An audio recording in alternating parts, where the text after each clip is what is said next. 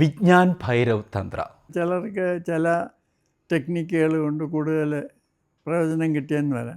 നമുക്കൊക്കെ പ്രിയപ്പെട്ട ആക്ട്രസും സൈക്കോളജിസ്റ്റുമായിട്ടുള്ള ലെന, ഈ പുസ്തകമാണ് അവരെ മെഡിറ്റേഷൻ്റെ വിവിധ തലങ്ങളിലേക്ക് കൂട്ടിക്കൊണ്ടുപോയത് എന്ന് പറഞ്ഞിട്ടുണ്ട്. ഈ പുസ്തകം അവർക്ക് സമ്മാനിച്ചതോ നമുക്കൊക്കെ പ്രിയപ്പെട്ട ലാലേട്ടനും. അങ്ങനെ മോഹൻലാലിന് വരെ പ്രിയപ്പെട്ട വിജ്ഞാൻ ഭൈരവ് തന്ത്ര എന്ന ഈ പുസ്തകം 112 മെഡിറ്റേഷൻ ടെക്നിക്കുകൾ പഠിപ്പിക്കുന്ന ഒരു പുസ്തകമാണ്. ഇന്ന് നമ്മുടെ പ്രിയപ്പെട്ട ഡോക്ടർ വി ജോർജ് മാത്യു നമ്മളോട് സംസാരിക്കുന്നത് മെഡിറ്റേഷനെ കുറിച്ചാണ്.